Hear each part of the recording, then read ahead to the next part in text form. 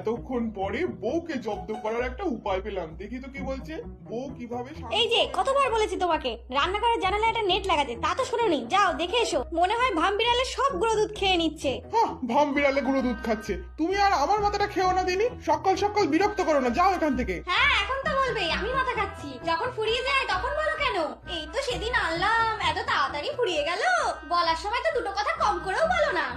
বেশ, তো এখন থেকে দুটো কথা কম করেই বলবো, তুমি এখন থামো তো। ও আমি থামলেই বুঝি বিড়াল আর আসবে না, গুঁড়ো দুধ আর শেষ হবে না? বলো, ভালো কথা বলছি, এর একটা ব্যবস্থা করো, না হলে এবার থেকে লিকার চাই তোমাকে গিলতে হবে।